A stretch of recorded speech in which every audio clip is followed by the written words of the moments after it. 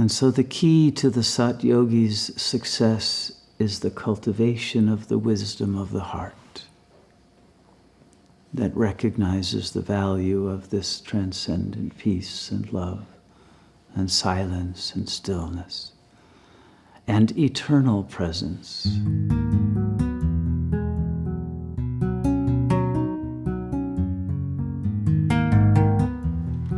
People often come to yoga to escape suffering or recover from burnout or confusion or be healed of some trauma, which all amount to the same. And they discover that the way to do that is to lead a pure life, to realize God, to be liberated from Maya. And they come to realize that those are all the same.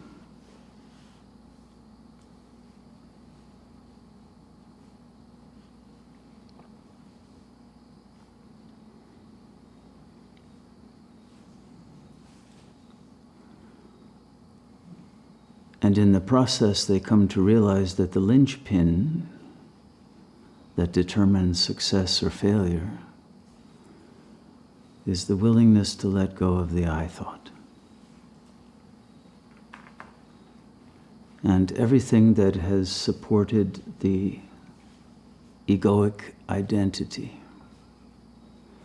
and kept it with some illusory existence. And that illusory existence comes from maintaining a circuit of repetitive affect. And everyone chooses their own specialty in terms of affect. For some it's paranoia.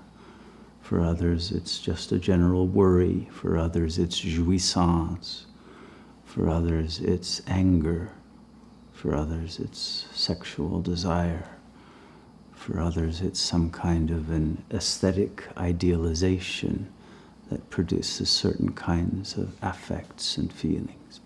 Everyone has their own specialty that keeps the egoic identity in an illusory flow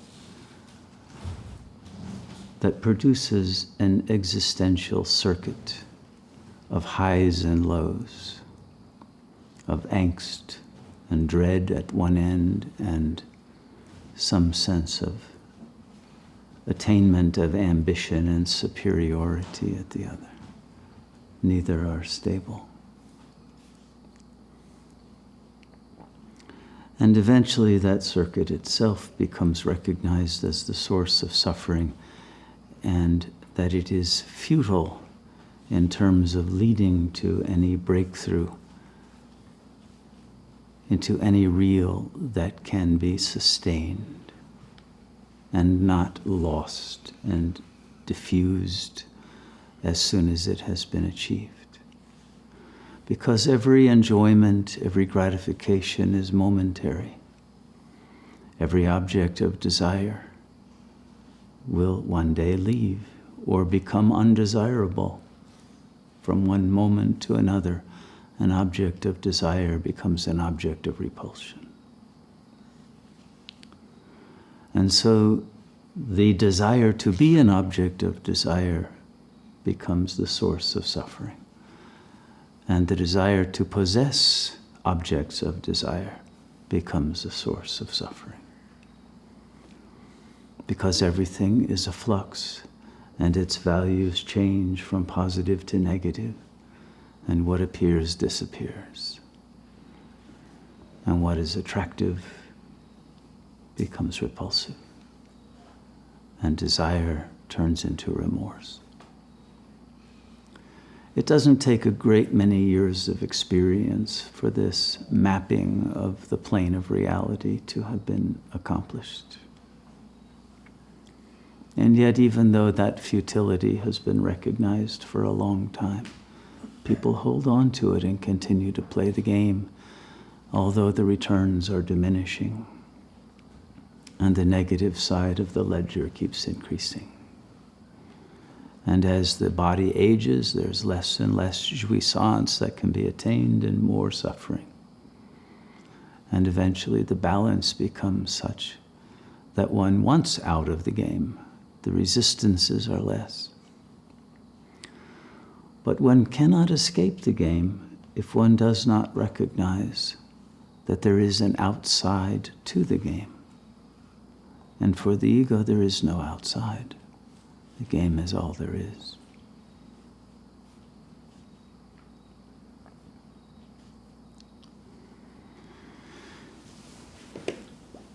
And so to get outside of the game requires a getting outside of oneself. And because oneself is produced by affect, and the affect is produced by signifiers, one must get outside of language, outside of thought, outside of the mind that one thinks of as one's own, but is only one's own because of the illusion of the I thought.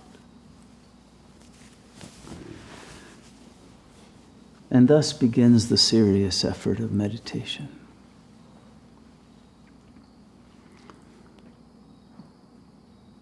At some point, if one's heart is opened to that presence and intelligence that lies beyond the ego mind, that is responsible for the capacity to think, to use language, to be able to understand reality and have distance from identifications and alienations into the sensual realm. That strength of will, when one seeks to know what is the source of the power to think, to will, and to feel, and one traces through a continuity of attention one's consciousness back to that source, one breaks through. And the illusion, once transcended, leads to a portal into a realm of light. A realm of light and of non-ordinary feeling states of love, of joy, of bliss that the ego has never known and can never know. And a peace that passes the capacity to understand, because it is not based on anything in the world. It is that beyond, that transcendent real that cannot be described or possessed or in any way related to except through surrender.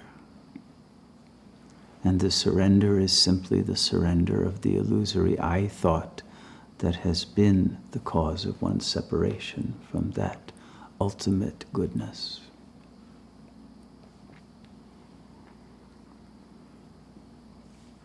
And as the tendency to flee from this goodness back into the known realms of the circuit of the ego's desire and fear and remorse,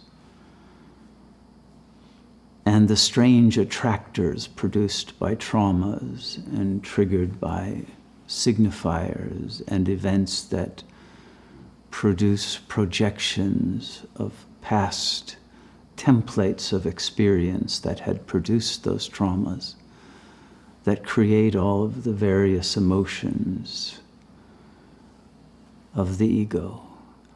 And all of that is seen with a detached eye from this higher inner space, this deeper depth of awareness.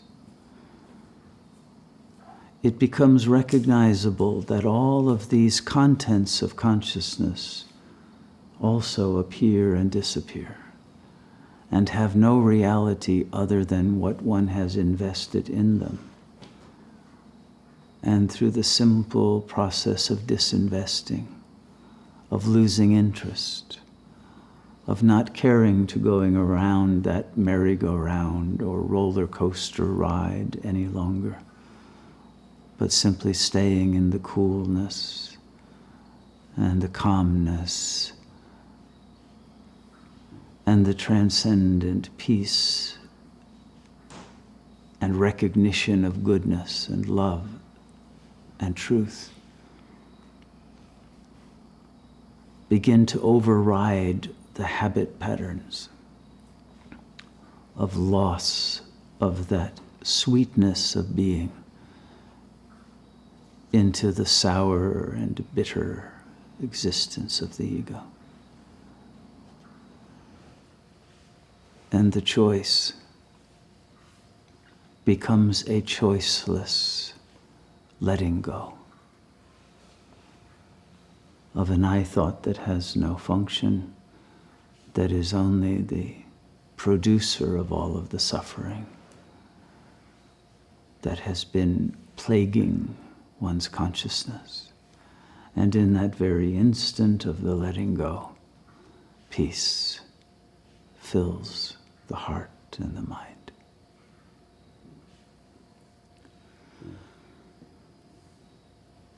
And so the key to the Sat Yogi's success is the cultivation of the wisdom of the heart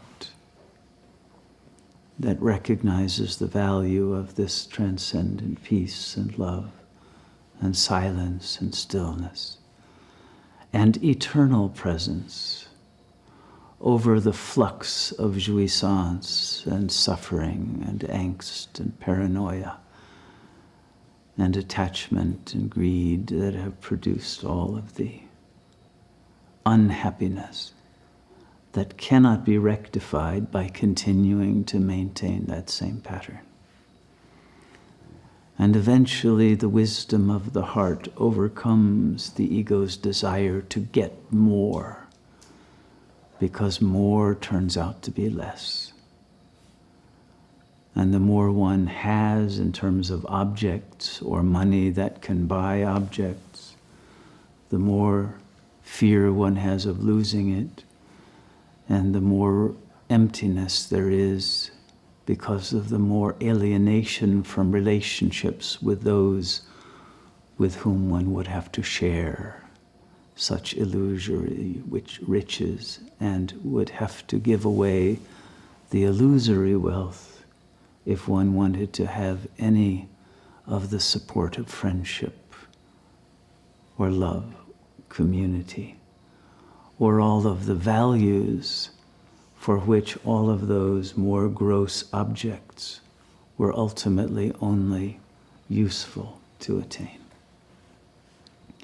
And in that recognition that the value of love is much greater than the value of things, and that the value of that ultimate source of love is greater even than the value of the love between those who are still within the I thought.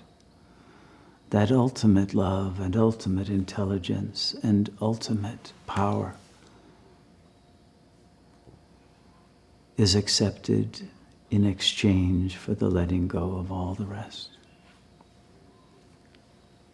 And in that acceptance of the supreme offering of the highest value that does not disappear and is not in the grip of time or space and cannot be lost so long as one does not choose to be lost from that. There is a kind of security, a kind of peace that no money can buy and no friendship can give you, no sexual relationship can give you, no otherness can give you, not even nature can give you, because all of that is an illusion projected by that very source.